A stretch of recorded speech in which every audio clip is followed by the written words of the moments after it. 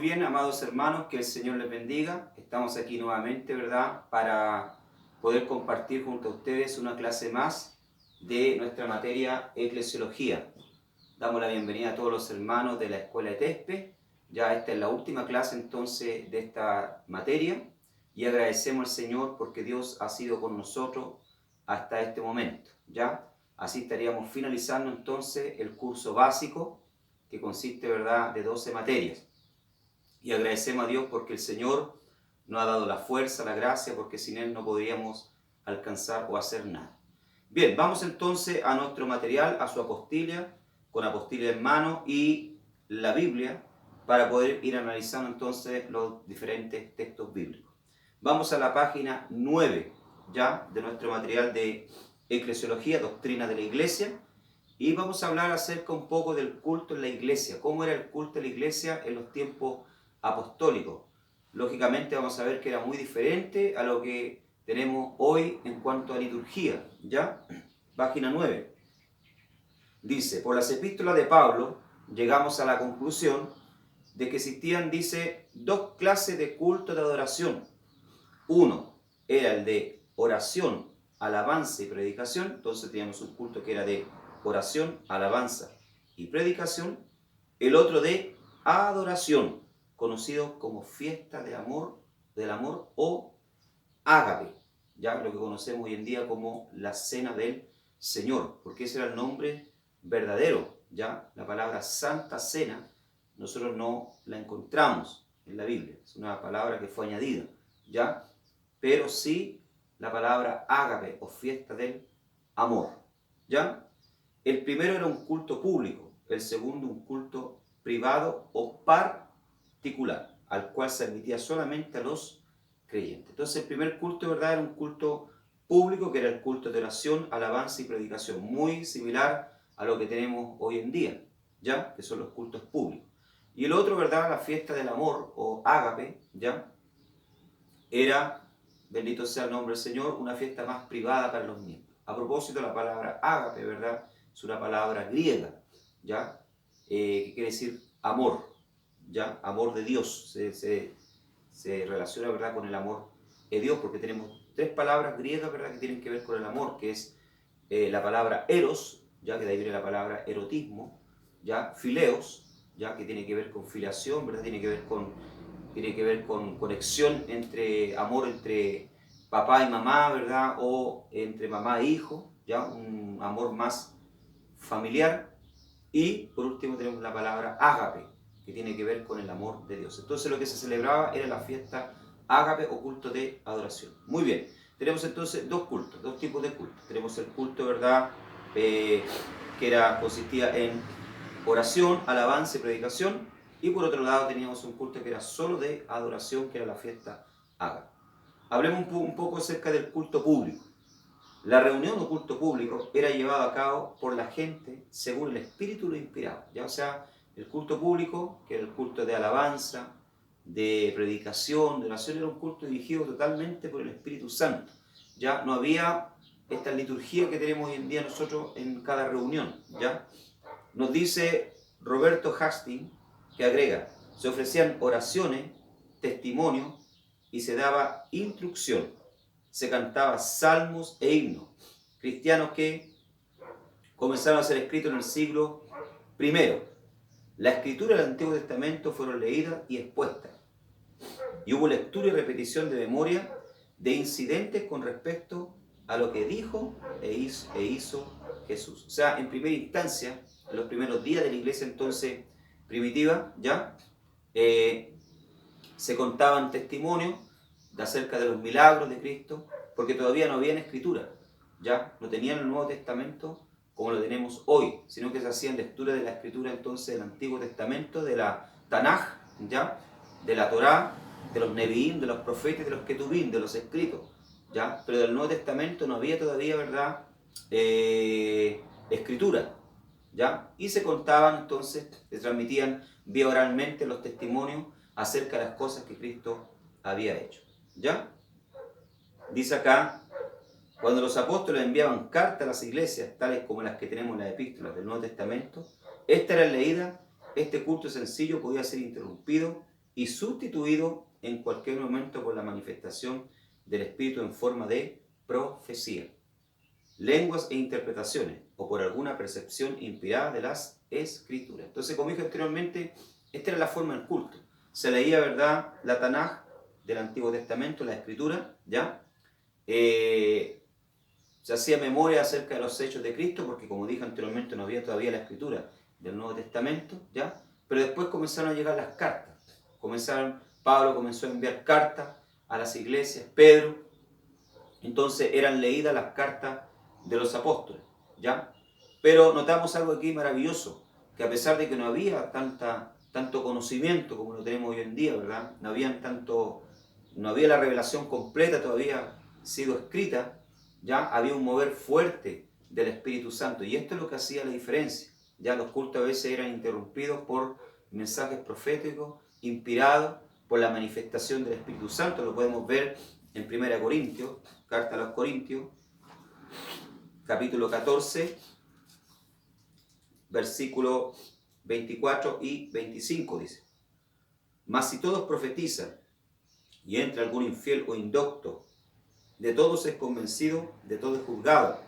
Lo oculto de su corazón se hace manifiesto, y así postrándose sobre el rostro, adora a Dios, declarando que verdaderamente Dios está con vosotros. Entonces aquí Pablo, ¿verdad?, vemos acá en 1 Corintios capítulo 14, dando alguna orientación con respecto al uso y de los dones, ¿ya? Porque la iglesia de Corinto era una iglesia rica en cuanto a los dones espirituales, pero le daba un mal uso, ¿ya? Entonces Pablo aquí está colocando orden, está refiriéndose acerca del tema del hablar en lengua, que lo hagan con prudencia, que lo hagan para sí mismos, ¿verdad? Sí, en caso que no hay el don de interpretación de lengua, pero que no dejen de hablar en lengua, ¿ya? Y también, ¿verdad?, coloca en un nivel un poco más alto lo que es el don de profecía sobre el don de lengua. ¿Por qué el don de profecía? Porque es un don muy importante, el cual podía ser, ¿verdad?, usado para convencer a los incrédulos que entraban dentro de la iglesia, porque es así como se manifestaba el don de lengua, del don de profecía, ¿ya? La persona podía ir allá, ¿verdad?, y profetizar y manifestar aquello que estaba oculto en el corazón de aquel incrédulo, y así convencerlo de que Dios estaba realmente en ese lugar. Entonces vemos que los cultos eran muchas veces, ¿verdad?, interrumpidos por los dones espirituales, y se daba una completa libertad al Espíritu Santo. Quiera Dios que en estos días, ¿verdad?, el Señor nos ayude para que podamos volver a los primordios, ya a los primeros pasos de la iglesia primitiva. Bien, el culto privado o particular, ¿ya? Leemos que los primeros creyentes continuaron partiendo el pan. Vamos a Hechos, capítulo 2, verso 42, ¿ya? Entonces, el partimiento del pan quiere decir, ¿verdad?, la celebración de la fiesta ágape o de la cena del Señor. Hechos 2:42, y perseveraban en la doctrina, dice, los apóstoles, ¿ya?, en la comunión y en el partimiento del pan y en las oraciones. O sea, esta es la vida de la primera iglesia. Perseverar en la doctrina de los apóstoles, la enseñanza de los apóstoles, ya la enseñanza bíblica, doctrinales. Ya no tiene nada que ver con costumbres, sino que con enseñanzas doctrinales bíblicas, como por ejemplo la resurrección de Cristo. Ya es una doctrina. Ya Cristo murió por nuestros pecados, es otra doctrina. ¿Ya? La doctrina de Dios, la doctrina del Espíritu Santo, la doctrina de la iglesia, ¿ya? Etcétera. ¿Ya? Perseveran en esa doctrina, dice, en el partimiento del pan. Cuando habla del partimiento del pan, está hablando entonces de ¿qué?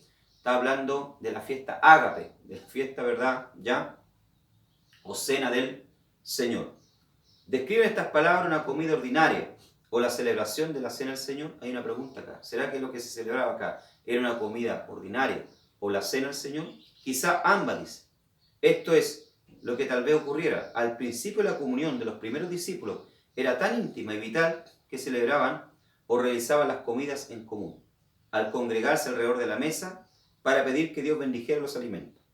El recuerdo de la última Pascua de Cristo debe haber acudido a su memoria, y la oración pidiendo la bendición de los alimentos se prolongaría espontáneamente, para constituirse en un culto de adoración. De manera que en muchos casos era difícil determinar si los discípulos celebraban una comida común o participaban de la cena del Señor, ¿ya? Porque se tenía la costumbre, y hoy en día algunas iglesias también lo hacen, ¿verdad? ¿Ya? Fuera a celebrar la cena, después celebraban una comida en conjunto, ¿ya? Teniendo comunión unos con los otros. Es claro que esto con el tiempo se fue desvirtuando, ¿ya? Lo podemos ver en la carta a los Corintios, cuando Pablo reprende entonces a los Corintios. ¿Por qué? Porque muchas veces la fiesta ágape, después de la fiesta ágape, después de la cena del Señor, se embriagaban, comían en exceso, los que tenían más, ¿verdad?, no compartían con los más pobres. Después, con el tiempo, al pasar de los años, ¿verdad?, entonces se separó lo que era esta comida después de la cena, ¿verdad?, y se dejó solamente la cena del Señor o la fiesta ágape. Pero el punto principal, ¿verdad?, es que en esta fiesta, la fiesta ágape, se recordaba la fiesta de Pesaj, ¿ya?, o Pascua, la última Pascua de Cristo con sus discípulos, ¿ya? Entonces, cuando nosotros celebramos la fiesta ágape o la Santa Cena del Señor, estamos trayendo a la memoria la muerte y resurrección de nuestro Señor Jesucristo y la última cena, el último Pesaj o la última Pascua que Cristo celebró con sus discípulos y que un día va a celebrar nuevamente con nosotros. Esa es su promesa. Pero desde muy temprano los dos hechos, el partimiento del pan y la cena del Señor, se distinguieron entre sí, de manera que el orden del culto era el siguiente. En un día determinado los cristianos se reunían para celebrar una comida de sagrada comunión, dice, conocida con el nombre de fiesta de amor, la cual comida era sagrada, de gozo, simbolizando el amor fraternal. Todos traían provisiones y todos por igual debían compartir la comida. Esto lo encontramos en 1 Corintios capítulo 11, versos 21 y 22. Pablo censura el egoísmo de aquellos que comían sin compartir los alimentos con los pobres. Al término de la fiesta, dice, ya, del amor, se celebraba la cena del Señor. ¿Ya? Entonces se celebraba, ¿verdad?, esta cena de comunión. Como dije anteriormente, hay algunas iglesias que todavía lo hacen, ¿ya? Celebran la fiesta ágape, la fiesta de la cena del Señor, y después tienen en la mesa ahí entonces una mesa con fruta, ¿verdad?, o con algunos alimentos para compartir y poder tener comunión con los hermanos, ¿ya? Esa es la forma, ¿verdad?, del culto en los tiempos apostólicos, ¿ya? Teníamos culto entonces general, que era un culto de adoración, era un culto de oración, de predicación de la palabra, y después teníamos un culto, ¿verdad?, que era un culto más particular, solamente para ya, por decirlo así, los miembros de la iglesia, que era la fiesta ágape, o la cena del Señor, ¿ya? Página 10. La organización de la iglesia. ¿Cómo era la organización de la iglesia? Vamos a ver también que difiere mucho de lo que es la organización hoy en día, que tenemos nosotros. Hoy en día nosotros tenemos, ¿verdad?, un tipo de organización dentro de la iglesia. En los tiempos apostólicos no era así, ¿ya? Como por ejemplo, no había departamento de jóvenes, no había departamento de Dorcas o de circulación, como le llama la Asamblea de Dios, o de hermana, ¿ya? No había, ¿verdad?, departamento del coro, ¿ya?, o de la escuela dominical. Estas fueron cosas que con el tiempo se fueron añadiendo a la iglesia, pero la iglesia primitiva tenía otro tipo de organización, ¿ya? Dice, de la misma manera que un cuerpo vivo se adapta a su medio ambiente, así también el cuerpo vivo de Cristo era dejado libre para seleccionar o elegir su propia forma de organización de acuerdo a las necesidades y circunstancias, ¿ya? Naturalmente que a la iglesia no se le otorga la libertad de seguir cualquier tendencia contraria a la enseñanza de Jesús o la doctrina apostólica. Toda disposición o práctica contraria a los principios bíblicos es corrupción. Durante los días que sucedieron a Pentecostés, los creyentes no tenían casi organización alguna, y durante cierto tiempo, ¿ya?, celebraban culto en privado en sus casas y asistían a reuniones de oración en el templo. Dice, ¿ya? Vemos Hechos nuevamente 2:46, veamos, ¿ya? Hechos 2:46. Vamos allá, abrimos nuestra Biblia, entonces, para poder ver este pasaje bíblico, ¿ya? Hechos 2:46 dice, perseveraban unánimes cada día en el templo, dice, ¿ya? Partiendo el pan en las casas, comían juntos con alegría y con sencillez de corazón. Entonces dice que perseveraban en el templo y en las casas. ¿Por qué en el templo? ¿A qué templo se refiere? ¿Ya? ¿Al templo cristiano gentil o al templo de Jerusalén? Obviamente, ¿verdad? Se refiere todavía al templo de Jerusalén, porque recordemos que en primera instancia, ¿verdad? La primera iglesia era judía, no era gentil. ¿Ya? En primera instancia la iglesia, ¿verdad? Primitiva era judía, los primeros días era judía. Todavía no habría, ¿verdad? Gentiles dentro de la iglesia, del seno de la iglesia. Por lo tanto, todavía, ¿verdad? Pedro, ya Mateo y otros seguían visitando el templo, siguen observando, ¿verdad? Los dictámenes de la ley, de la Torá, ¿ya? Pero se habían convertido a Cristo, ¿ya? Eran cristianos. Entonces, servían al Señor en el templo y en las casas, seguían yendo a las oraciones del templo, ¿ya? Seguían sirviendo al Señor en el templo, pero también hacían reuniones en las casas, partiendo el pan, celebrando la fiesta, ¿verdad? Ágape, recordando, ¿verdad? La última cena del Señor y adorando y sirviendo al Señor. Pero acá nos vemos, ¿verdad? Que al frente de ellos había una organización, habían departamentos como lo tenemos hoy en día, ¿ya? No existían todavía los presbíteros, no existían todavía los pastores, ¿ya? Bendito sea el nombre del Señor, los pseudoapóstoles que tenemos hoy en día. Sí existían los 12 apóstoles, ¿ya? Que Jesús había designado, que ellos eran la autoridad máxima en el momento, ¿ya? Pero no existía esa organización que tenemos hoy, ¿ya?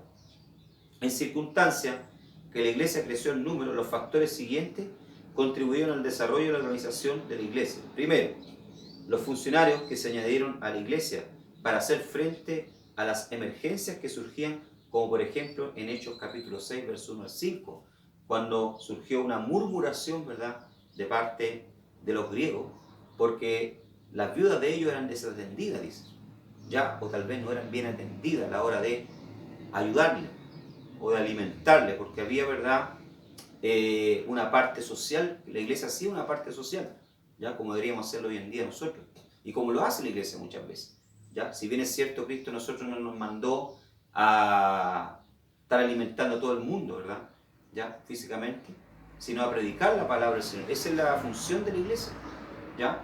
Pero también hacemos una ayuda social. La iglesia primitiva también hacía una ayuda social, se preocupaba de las viudas, porque en la época recordemos que no habían pensiones de viudez. La mujer que moría el marido, ¿verdad?, quedaba totalmente desamparada muchas veces, ¿ya? Ni los propios hijos se hacían cargo.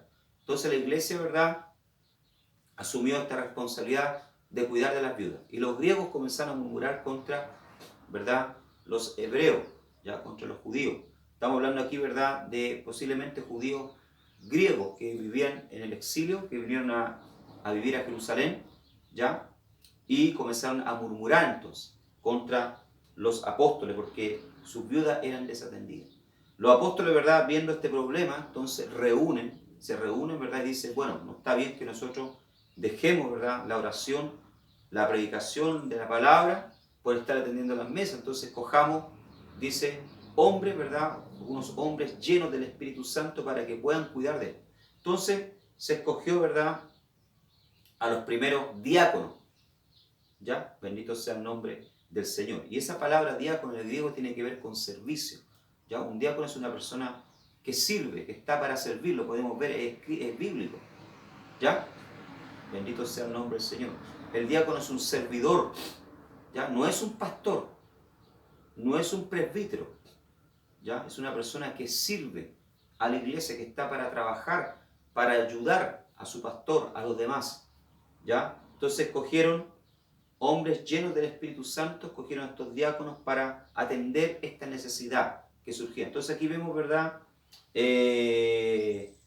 a medida que fue creciendo la iglesia comenzaron a surgir los problemas y comenzó a faltar, ¿verdad?, hombres y mujeres que se dispusieran para trabajar en la obra del Señor. Entonces así comienzan a hacer esta organización, ¿ya? Primero se consagraron diáconos, ¿ya?, según la posesión de los dones espirituales, mediante los que se consagraron a ciertos individuos para la obra del ministerio, ¿ya?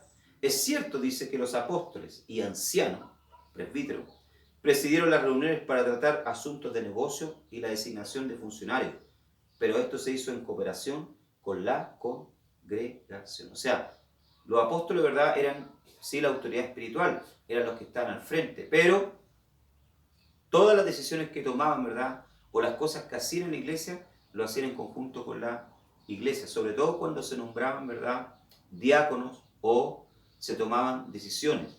Vamos a Hechos, capítulo 15, verso 22. Veamos. Hechos, capítulo 15, verso 22.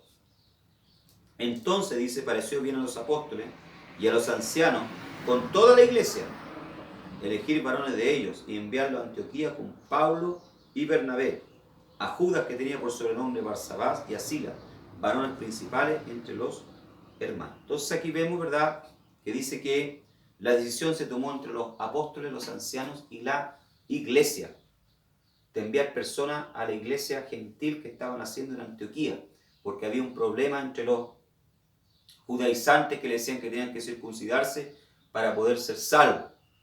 Y la iglesia, entonces, el concilio se reúne en Jerusalén para tratar este asunto y se llega a la conclusión de que los gentiles no tienen por qué observar los preceptos de la ley, simplemente guardarse de fornicación, ¿verdad?, ya, y de la adoración de ídolos. Bendito sea el nombre del Señor. Y para esto envían entonces a Pablo, a Bernabé, ¿verdad?, y a otros hombres para confirmar ya la decisión de la iglesia juntamente con los apóstoles. ¿Ya? Entonces, esta era la forma en que se tomaban las decisiones en la iglesia, ¿verdad?, apostólica, y este era el tipo de organización que había en los primeros días de esta iglesia naciente. Amén. Página 11. Pero historiadores eclesiásticos dignos de crédito afirman que se nombró a los ancianos según procedimiento general, vale decir, mediante el voto de los miembros de la iglesia afectados. Vemos con claridad que no existe fundamento alguno en el Nuevo Testamento para una fusión de iglesias destinada a formar una maquinaria eclesiástica gobernada por una jerarquía. ¿Ya? O sea, en la iglesia primitiva no existía esta maquinaria eclesiástica que existe hoy en día, como por ejemplo la iglesia católica, ¿ya?, que tiene un papa, ¿ya?, que domina sobre todas las iglesias del mundo y que verdad da órdenes sobre todas las iglesias del mundo. Esto nunca estuvo en el corazón de Cristo, este tipo, ¿verdad?, de organización o esta maquinaria, ¿verdad?, que muchas veces también lucra. Y no es solamente la iglesia católica, sino también dentro, ¿verdad?, de las propias iglesias protestantes. ¿Ya? Encontramos muchas veces una maquinaria eclesiástica y un jerarca, ¿verdad?, que está ahí encima, que manda sobre todos los demás y decide y hace y deshace. No existía eso. En los árboles de la iglesia no existía gobierno centralizado de toda la iglesia. Cada una de las iglesias era autónoma. Presta atención a esto. Cada iglesia era autónoma en su administración y gobernaba sus propios asuntos con libertad. Ya, o sea, no estaban sujetos, ¿verdad?, a un gobierno central, sino que cada iglesia era autónoma. Naturalmente es que se les consideraba a los 12 con referencia en virtud de su relación con Cristo y ejerciendo cierta autoridad. Ya lo podemos ver en Hechos capítulo 15, ya cuando se presentó este problema entonces de la iglesia naciente, ¿verdad?, los gentiles con respecto a los judaizantes. Ellos buscaron la orientación, buscaron la ayuda en la iglesia madre, que era la iglesia de Jerusalén, y en los apóstoles, ya, que era la autoridad, eran los que habían estado con Cristo. Entonces, quiere decir, ¿verdad?, que a pesar de que había independencia en cada iglesia, ¿verdad?, trabajaba independientemente, pero ya estaban sujetas, ya estaban sujetas de igual manera a la orientación de la iglesia madre central, que era Jerusalén, ¿verdad?, y a la autoridad de los apóstoles. ¿Ya? Esto nos enseña algo importante. Siempre arriba de uno tiene que haber alguien que está por encima. ¿Ya? Siempre nosotros tenemos que tener alguien que está por encima. En el caso mío, ¿verdad?, yo tengo mi pastor presidente, ya que está allá en Brasil, en Joinville, pastor Sergio Melfior, el cual, ¿verdad?, en caso de cualquier cosa me orienta, ¿verdad?, puede ayudarme, darme un consejo. ¿Ya? Nosotros siempre tenemos que tener alguien por encima en el cual podamos buscar consejo. No podemos ser lobos o llaneros solitarios. ¿Ya? Lobos solitarios, ¿verdad?, o llaneros solitarios, que andan solo por la vida. Necesitamos a alguien que esté por encima de nosotros supervisándonos. Ya hemos visto, ¿verdad?, muchos escándalos de personas, ¿verdad?, que por hacer todo solo, ¿verdad?, sin informar a la central, ¿verdad? O sin informarle, bendito sea el nombre del Señor, a un presidente, las cosas que está haciendo, realizando, o alguien que lo esté fiscalizando, supervisándolo, ¿verdad? Se han producido verdaderos escándalos y a la hora de disciplinarlo, corregirlo, esa persona no ha aceptado corrección, ¿verdad? ¿Por qué? Porque es rebelde, ya, porque quiere hacer las cosas a su manera. Entonces, necesitamos, ¿verdad?, siempre alguien que esté por encima de nosotros para que nos esté supervisando y nos pueda orientarnos, porque nosotros somos seres humanos, cometemos errores y necesitamos el consejo, la orientación de alguien que esté por encima. Amén. Bien, dice acá, Pablo mantuvo una supervigilancia general sobre las iglesias gentiles. O sea, esto era verdad, Pablo siempre estaba, ¿verdad?, en sus viajes misioneros visitando las iglesias. Vamos a visitar la iglesia de Éfeso. Vamos a visitar la iglesia de Corinto. Vamos a visitar la iglesia de los Gálatas. O sea, siempre estaba supervisando a los ancianos, a los pastores que estaban al frente de la iglesia ya y visitándolas. Pero las iglesias en sí eran independientes en su administración. ¿Ya? No existía eso, ¿verdad?, de que tiene que mandar el 10% de los diezmos, de que tiene que mandar las ofrendas, ¿ya? De que no puede nombrar un presbítero porque primero necesita el permiso de la central, ya, de la iglesia madre, o tiene que estar sujeto a la paternidad. No existía ese tipo de cosas. Ya son todas invenciones de hoy, ¿ya? Dice, sin embargo, esta autoridad era puramente espiritual y no oficial, como la que concede una organización, mientras que cada una de las iglesias locales era independiente en lo que a jurisdicción respecta. Las iglesias neotestamentarias mantuvieron relaciones cooperativas, o sea, a pesar de ser independientes, igual había una cooperación entre ellos, ¿ya? Se visitaban, ¿ya? De vez en cuando un hermano que estaba de viaje pasaba por la iglesia de Jerusalén, ¿verdad? Después pasaba por la iglesia de Antioquía, de Siria, ¿ya? O la iglesia de Corintio. O sea, había esa comunión que hay hoy en día. Entonces yo viajo para Brasil, ¿verdad? Ya tengo los hermanos de Brasil. Puedo viajar a Paraguay, donde también fui misionero, visitar a los hermanos que están allá de Paraguay, porque me conocen, etc. ¿Ya? O sea, había una ayuda mutua también. ¿Ya? Cuando una iglesia estaba mal, la otra iglesia entonces la ayudaba. Eso lo podemos ver acá en Romanos capítulo 15, verso 26. Romanos 15, 26. ¿Ya? Dice acá, porque Macedonia y Acaya, está hablando aquí de dos iglesias, tuvieron por bien hacer una colecta para los pobres, los santos que están en Jerusalén. ¿Ya? Entonces, Macedonia y Acaya dice que hicieron una colecta, una ofrenda para ayudar a los pobres que estaban en Jerusalén. ¿Ya? ¿Por qué pobres? Porque la iglesia, ¿verdad?, en Jerusalén, en los primeros días del avivamiento, era tan fuerte el avivamiento que se creía que Cristo ya venía, que la venida del Señor era, ¿verdad?, inminente. Y muchos vendieron sus posesiones, vendieron sus casas, sus terrenos, y los regalaban, dice. Porque la venida de Cristo está cerca, entonces ¿para qué vamos a tener posesión? Pero resulta que Cristo no vino en el tiempo que ellos esperaban y quedaron muchos pobres. Entonces la iglesia, ¿verdad?, necesitó ya de la ayuda de las iglesias nuevas, gentiles, que estaban naciendo. Y esas iglesias, ¿verdad?, hicieron colectas para ayudar a la iglesia de Jerusalén. ¿Ya? Así como en su momento, ¿verdad?, la iglesia de Jerusalén sostuvo a las iglesias, ¿verdad?, hijas, ¿ya?, ayudándolas, enviándole recursos humanos y quién sabe, ¿verdad?, hasta recursos materiales muchas veces. Ahora ellos, la iglesia hija, le devolvían la mano a la iglesia madre. ¿Ya? Qué maravilloso, ¿verdad?, ese tipo de cooperación. Pero no existía, como les digo, ¿verdad?, ese dominio, ¿ya?, que tienen las iglesias hoy en día, ¿verdad?, sobre otras congregaciones. Sino que cada iglesia trabajaba de forma independiente, cada pastor trabajaba de forma independiente, estando así, ¿verdad?, siempre siendo supervisado por los apóstoles. Amén. El ministerio de la iglesia, página 11. Vamos a ver los ministerios de la iglesia. Aquí ya comienza, ¿verdad?, a medida que comienza a crecer la iglesia, comienzan a nacer entonces lo que llamamos hoy en día y conocemos como los diferentes tipos de ministerios. Dos clases de ministerios se reconocen en el Nuevo Testamento, dice. El ministerio general y profético, dice. General, ¿por qué? Puesto que se ejerce en relación con las iglesias en general, más bien que con una iglesia en particular. Y profético, dice, puesto que fue creado en virtud de la posesión de los dones espirituales. El ministerio práctico y local, este era otro. Primero tenemos el ministerio ya general y profético, que se ejercía a nivel general en todas las iglesias. Y después teníamos, ¿verdad?, el ministerio práctico y local, puesto que está confinado a una iglesia y práctico, porque trata la administración de la iglesia. Entonces, habían dos clases de ministerios. Tenemos el ministerio general y profético, que se ejercía, ¿verdad?, en relación con todas las iglesias y dado por los dones del Espíritu Santo.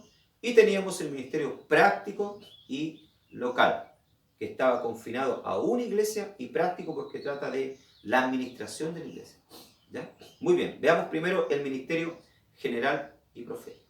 ¿Ya? Aquí encontramos entonces los primeros ministerios. Tenemos el ministerio de los apóstoles. ¿Ya?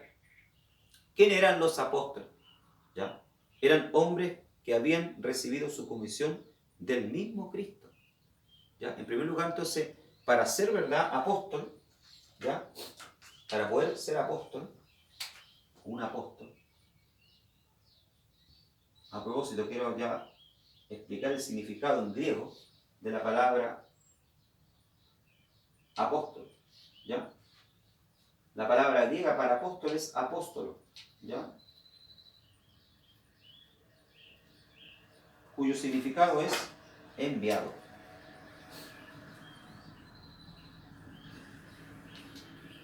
Y se utiliza para los misioneros,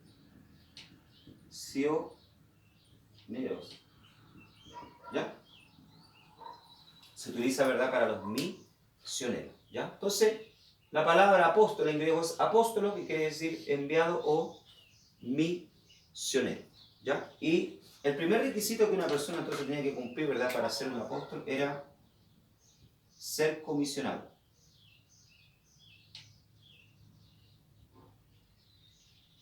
Comisionado. ¿Por qué? Por Cristo. Haber sido comisionado por Cristo. Veamos. Veamos acá si es verdad o no. Vamos a Mateo 10:5. ¿Ya? Mateo capítulo 10, verso 5 dice. ¿Ya? A estos 12 envió Jesús, a los cuales dio mandamiento diciendo: por el camino gentiles no iréis, y en ciudades samaritanos no entréis. Dice.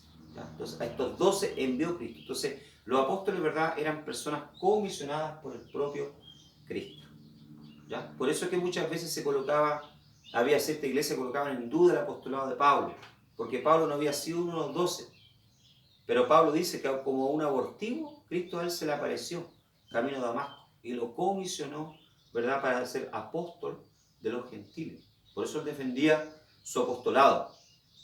¿Ya? Entonces, el primer requisito, ser comisionado por Cristo. ¿Ya? Segundo, habían sido, ¿verdad?, testigos de la resurrección de Cristo.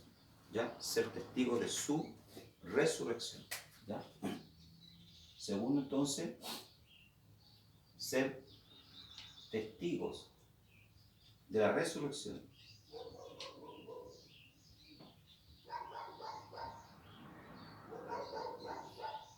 Ser testigos de la resurrección de Cristo. ¿Ya? Nosotros vemos, ¿verdad?, que cuando Cristo, ¿verdad?, parte, entonces los discípulos, los apóstoles son testigos de la resurrección, ¿verdad?, del Señor. Lo vemos en Hechos capítulo 1, verso 22. Veamos, Hechos capítulo 1, verso 22. Estoy mostrando entonces los requisitos para ser un apóstol. ¿Ya? Hechos 1, 22. Comenzando del bautismo de Juan hasta el día que fue recibido arriba de entre nosotros, uno se ha hecho testigo con nosotros de su resurrección. ¿Ya? O sea, que aquí, ¿verdad?, era un requisito para ser apóstol. ¿Ya? Tenía que ser, ¿verdad?, un testigo de la resurrección de Cristo. ¿Por qué? Porque los apóstoles habían visto cuando el Señor había ascendido. ¿Recuerdan allá en el Monte del Olivo? ¿Ya? Fue la última vez que lo vieron a Cristo. Y fueron testigos los dos, los 11, porque ya Judas había muerto, ¿verdad?, había traicionado al Señor. Entonces ahora querían apartar uno más para completar los 12. Pero tenía que ser, ¿verdad?, testigo de la resurrección de Cristo. ¿Ya? Ese era otro requisito. Disfrutado de una inspiración especial. ¿Ya? O sea, por lo menos tenía que haber escrito, ¿verdad?, una epístola, haber sido inspirado por el Señor, haber escrito, ¿verdad?, alguna revelación de parte del Señor, como lo hizo Pablo. Todo el mensaje que Pablo recibió, ¿verdad?, fue por inspiración del Espíritu Santo. Lo vemos en Gálatas capítulo 1, versos 11 y 12. Él dice: el evangelio que yo recibí no lo recibí de hombre, lo recibí del Señor. ¿Ya? Tercero, ejercido la administración de la iglesia, haber pastoreado, ¿verdad?, una iglesia, haber administrado una iglesia, que eran dueños de credenciales sobrenaturales, o sea, poseer, ¿verdad?, dones sobrenaturales, qué sé yo, ser usado, ¿verdad?, con el don de cura, con el don de maravillas, como lo hizo Pablo en su momento, ¿ya? Tener las credenciales de los dones espirituales, y cuya labor principal fue el establecimiento de iglesia en campos nuevos. O sea, eran hombres que iban de ciudad en ciudad abriendo iglesias. Eran misioneros, lo que yo les digo acá. Eran verdaderos misioneros que establecían, ¿verdad?, iglesias. Eran punta de lanza que iban abriendo caminos. ¿Ya? Yo le pregunto hoy en día, ¿verdad?, a los llamados apóstoles, entre comillas, que se hacen llamados apóstoles. ¿Usted fue comisionado por Cristo? ¿Usted fue testigo de la resurrección de Cristo? ¿Usted posee las credenciales, ¿ya?, de los dones sobrenaturales sobre su vida? ¿Usted ha administrado iglesia? ¿Usted ha abierto iglesia? ¿O ni siquiera ha ganado a alguien de su familia para el Señor? ¿Ah? ¿Ha dado testimonio en su iglesia local? ¿Ah? Entonces, vemos que hoy en día, ¿verdad?, hay muchos que se hacen llamar apóstoles, pero no poseen estas credenciales. Para mí, Pastor Alejandro Calderón, ¿ya?, un apóstol hoy no tiene nada que ver con paternidad espiritual. Para mí un apóstol es, ¿quién es un apóstol? Para mí un apóstol, en términos bíblicos, es un misionero.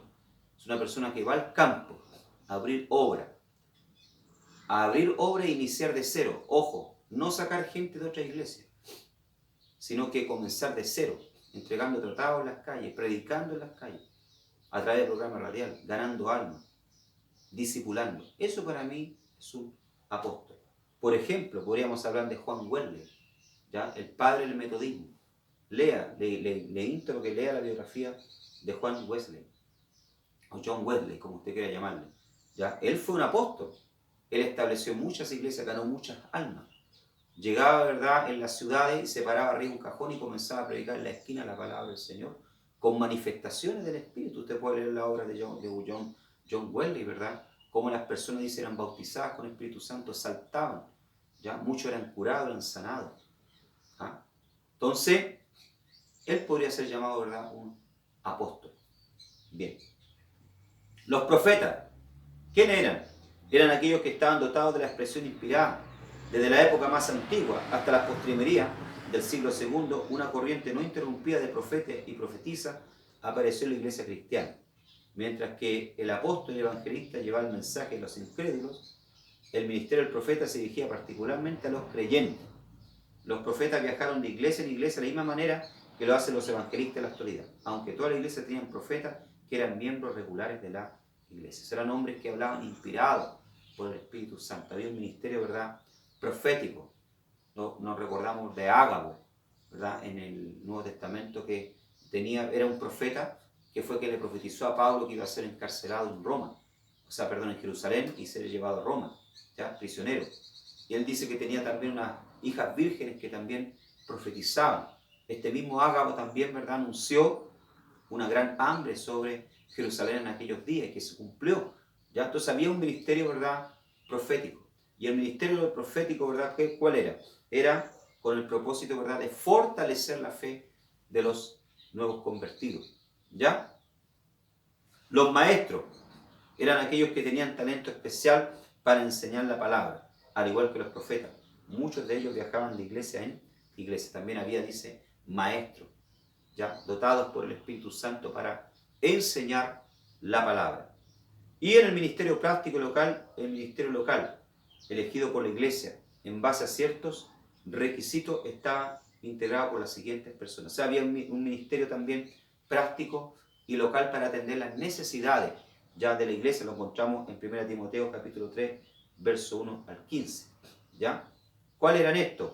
Presbíteros o ancianos, a quienes se les daba el título de obispo, ¿ya?, que significaba supervisor o superintendente. ¿Ya? No tiene nada que ver con esa jerarquía también hoy en día de la iglesia, ¿verdad?, pentecostal, que el obispo está por encima de todo lo demás como el papa. No tiene nada que ver. Un obispo, ¿verdad?, era una persona que supervisaba. Un presbítero era una persona, ¿verdad?, que cuidaba, que supervisaba, que cuidaba el rebaño. ¿Ya? Estaba a cargo de esto la vigilancia general de la iglesia local, especialmente en relación al cuidado pastoral y a la disciplina. ¿Ya? O sea, también los obispos se encargaban, ¿verdad?, de supervisar, ¿verdad?, a los pastores y de administrar, ¿verdad?, la disciplina de la iglesia. Sus deberes eran principalmente de naturaleza espiritual. ¿Ya? Se los denomina a veces también como pastores. Vamos a nuestra Biblia, abramos en Efesios, capítulo 4, verso 11. ¿Ya?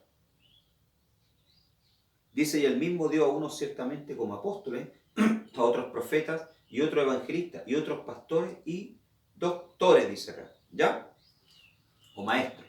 Bendito sea el nombre del Señor. Entonces, vemos que el Señor mismo, ¿verdad?, estableció, ¿ya?, inspirado por el Espíritu Santo, inspiró a los apóstoles, ¿verdad?, entonces, o a las iglesias para comenzar, ¿verdad?, a apartar a estos ancianos o presbíteros. Pablo, de hecho, en muchas ciudades estableció, ¿verdad?, y mandó, tenemos el ejemplo, ¿verdad?, de Tito, mandó a Tito, ¿verdad?, establecer allá ancianos en las iglesias para que puedan hacerse cargo de la administración de la iglesia.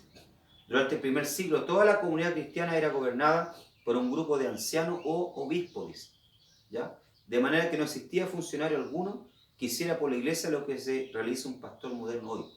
Al comienzo del siglo III, un hombre era colocado al frente de cada comunidad religiosa con el título de pastor o obispo. Colaboraba con los presbíteros o estaba asociado a ellos cierto número de funcionarios asistentes denominados diáconos. Y esto lo encontramos en Hechos capítulo 6, verso 1 al 4, ya lo hablamos sobre eso. Diaconisas también. ¿Ya? La Biblia nos habla de diaconisas. Veamos Romanos capítulo 16, verso 1. ¿Ya? Romanos capítulo 16, verso 1.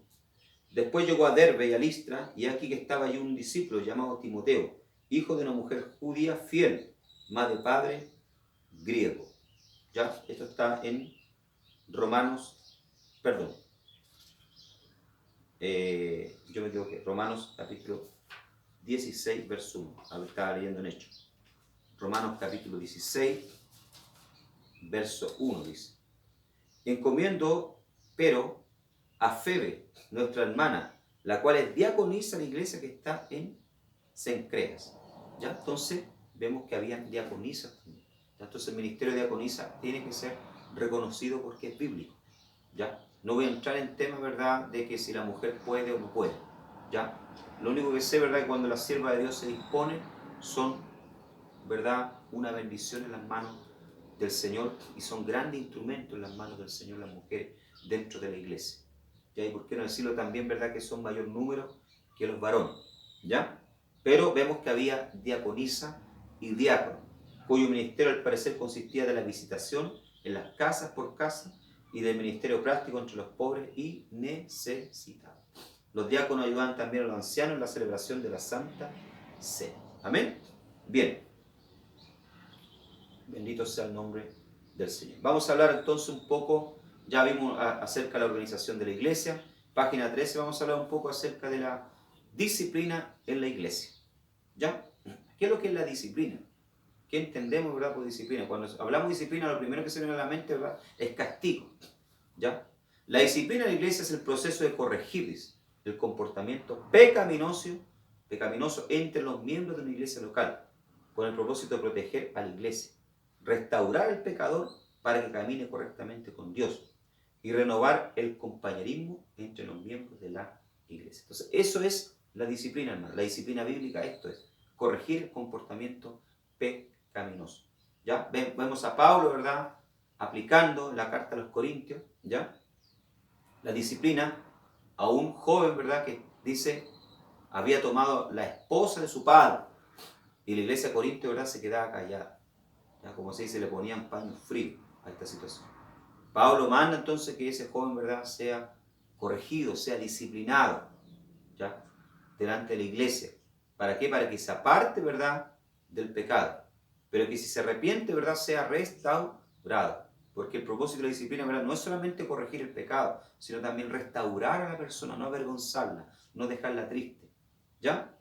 En algunos casos la disciplina de la iglesia puede proceder hasta la excomunión, que es la separación formal de un individuo de la membresía de la iglesia y la separación informal de ese individuo. Según vemos el procedimiento en Mateo capítulo 18, verso 15 al 20.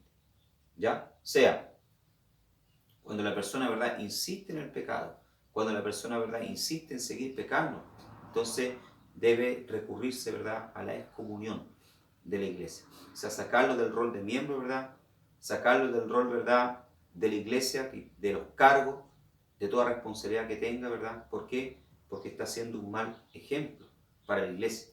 Vamos a Mateo capítulo 18, vamos allá, Mateo capítulo 18, veamos lo que nos dice Cristo con respecto a esto. 18, versos 15 al 20. Por tanto, dice, si tu hermano pecare contra ti, ve y redargúyele entre ti y él solo. Si te oyere, has ganado a tu hermano. Mas si no te oyere, toma aún contigo uno o dos, para que en boca de 2 o 3 testigos conte toda palabra. Y si no oyere a ellos, dilo a la iglesia. Y si no oyere a la iglesia, tenle por publicano y gentil. ¿Se da cuenta? De cierto os digo que todo lo que atares en la tierra será atado en el cielo. Y todo lo que se atare en la tierra será desatado en el cielo. O sea, esto aquí es serio, esto aquí es importante. ¿Ya? Usted va, ¿verdad?, con la persona, habla con la persona, el pastor habla con la persona. La persona no se arrepiente, trae 2 o 3 testigos, ¿verdad? Primero habla en particular, después habla con 2 o 3 testigos. Si no atiende a 2 o 3 testigos, entonces ya se tiene que presentar el caso delante de la iglesia. Si no se arrepiente ante la iglesia, tiene que ser, ¿verdad?, sacado de la comunión. Esa es la disciplina, ¿verdad?, bíblica. Bendito sea el nombre del Señor. ¿Ya? Quiero dejar acá un pensamiento antes de terminar. Cualquier miembro de la congregación que pastoreo es libre de corregirme cuando cometa pecado o si me desvío de la sana doctrina con todo amor, humildad y mansedumbre. El cargo no hace a nadie libre de ser disciplinado. ¿Ya? O sea, cualquier miembro de la iglesia a mí me puede disciplinar como pastor o me puede corregir, ¿ya?, con respeto, con humildad y mansedumbre. Si yo, ¿verdad?, como pastor estoy pecando, si yo he caído en desgracia de adulterio, ¿verdad?, de fornicación, de robo, de inmoralidad, puede corregirme, ¿verdad?, con espíritu de mansedumbre. ¿Ya? No con altanería, ¿verdad?, no con falta de respeto, pero puede, ¿verdad?, corregir. Y yo como pastor con humildad tengo que recibir esa corrección. ¿Ya? Ahora, si yo no recibo esa corrección, por eso yo le decía anteriormente, ¿verdad?, que es importante que los pastores tengan a alguien por encima. Porque si no tienen a alguien por encima de él, ¿cómo va a ser corregido? ¿Cómo va a ser disciplinado el día de mañana si cae, si comete un error, si peca? No hay cómo, no hay forma. ¿Ya? Entonces, por eso, ¿verdad?, tenemos que estar sujetos a una autoridad. Vuelvo a repetir, el propósito de la disciplina, ¿verdad?, no es humillar. No es necesario llevar a la persona, ¿verdad?, delante del púlpito, avergonzarla delante de toda la iglesia. ¿Ya? El propósito no es humillar a la persona, sino que es, ¿verdad?, corregirla, ¿ya?, restaurarla, para que se aparte, ¿verdad?, de su pecado. Muy bien, hemos llegado entonces al final de esta clase. Que el Señor les bendiga grandemente. Espero que haya sido de bendición, ¿verdad?, enseñanza y edificación para su vida. Que el Señor los bendiga. Amén. Gracias, Señor Jesús. Con fe.